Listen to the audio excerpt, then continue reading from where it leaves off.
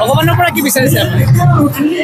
কেনেকে কম কি বিচাৰিছো এইটো মনে মনে ৰাখিছো আৰু। বঙাইগাঁও জিলাৰ মানিকপুৰৰ গোবিন্দ ভৱন গীতা সত্ৰত তিনিদিনীয়া কাৰ্যসূচীৰে চলি থকা মহাপুৰুষ শ্ৰী শ্ৰী কৃষ্ণানন্দ দেৱৰ 129 সংখ্যক জন্ম জয়ন্তী তথা সাৰ্বভৌম গীতা মহোৎসৱৰ আজি দ্বিতীয় দিন। আৰু আজি দ্বিতীয় দিনৰ কাৰ্যসূচীত প্ৰাত প্ৰসংগ ইত্যাদি কাৰ্যসূচীৰ লগতে আয়োজন কৰা হয় ভাগৱত শোভাযাত্ৰা। আৰু ইয়াত ভাগ লয় সমগ্ৰ অসমৰ লগতে উত্তৰ-বংগ ইত্যাদিৰ পৰা অহা বহু ভক্তই।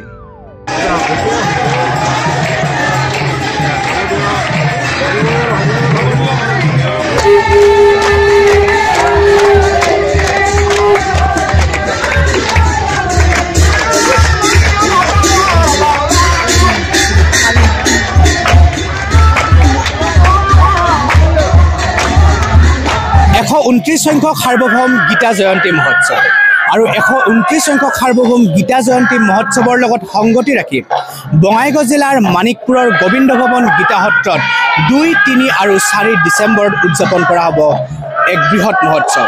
আমি ভক্তসকলৰ পৰা জানিবলৈ চেষ্টা কৰিম তেওঁলোকৰ কিছু মনৰ কথা। আপোনালোকক জনাবলৈ পাই আমি সুখী হৈছোঁ। এই ভক্তসকল অসমৰ বিভিন্ন প্ৰান্তৰ পৰা আহিছে আৰু লগতে উত্তৰ-বংগৰ পৰা বিভিন্ন ভক্তৰ সমাগম হৈছে।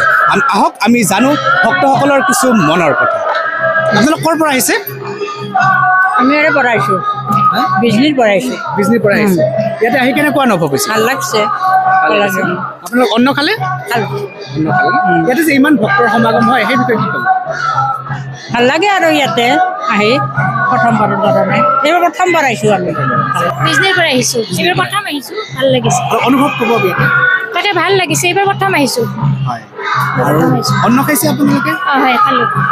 আৰু প্ৰভুক দৰ্শন কৰিছে? প্ৰভু হয়, সেৱা চেৱা কৰিলো, আহি সেৱা কৰিলো।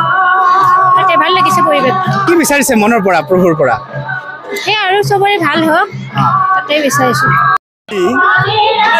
কুচবিহার ডিস্ট্রিক্টের অন্তর্গত দিনহাটা সাব ডিভিশন গীতালদাহর থেকে 49 জন ভক্ত নিয়ে আজ এই মানিকপুর আশ্রমে উপস্থিত হলাম। এখানে আমার প্রিয় এবং পরম গুরুদেব কৃষ্ণানন্দ দেবের জন্ম জয়ন্তী উপলক্ষে এখন আমাদের এই জয়ন্তী উৎসবে আমরা যে আনন্দ দেখতে পাচ্ছি এবং সাংবাদিক পরন্তু বিভিন্ন স্থানের যাত্রী বিভিন্ন ধরনের মানে অনুষ্ঠান এই আমার গুরুধামে আজ অনুষ্ঠিত হচ্ছে। আশা করি আমরা সবাই সুশৃঙ্খলভাবে ভ্রাতৃত্ব বোধ রেখে আমরা যেন লালন পালন করে নিতে পারি, এই অনুষ্ঠানকে সার্থক করতে পারি, এই আমার আশা আকাঙ্ক্ষা।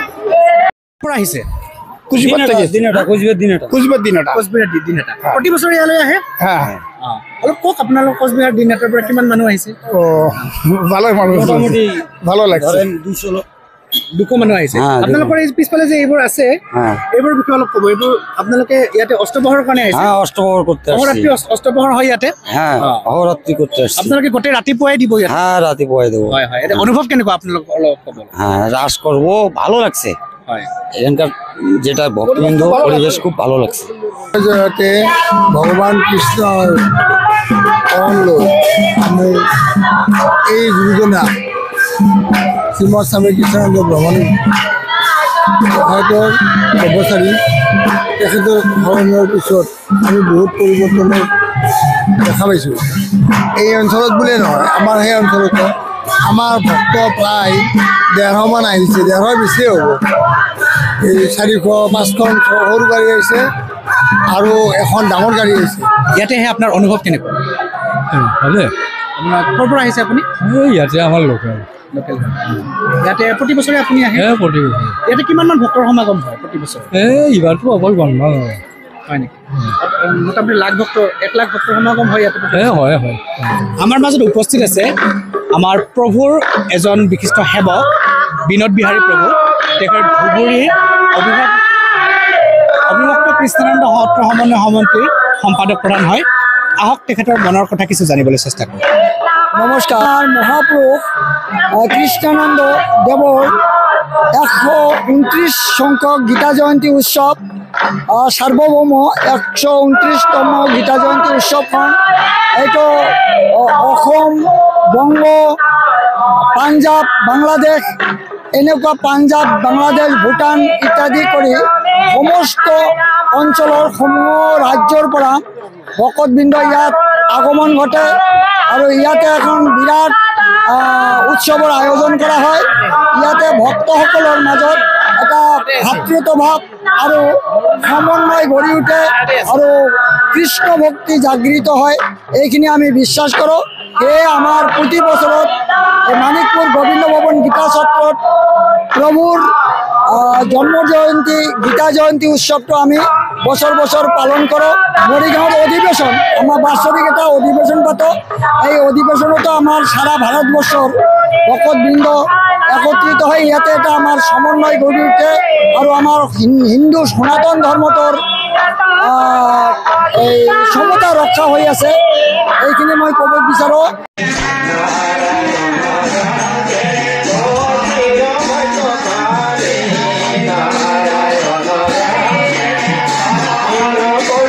বাইদেউ আপোনালোক ক'ৰ পৰা আহিছে? মণিপুৰ যাবাৰী যাবাৰীৰ পৰা। হয়। কেনেকুৱা লাগিছে ইয়াতে? আহি ভালে লাগিছে। ইয়াতে আগতে আহিছিল? আহিছিলোঁ আপুনি বাইদেউ? একেলগে ঘৰ। মানিকপুৰ যাবাৰীৰ পৰা আহিছে। ইয়াতে আহি কেনেকুৱা লাগিছে? ভালে লাগিছে, ভালে লাগিছে। হয়।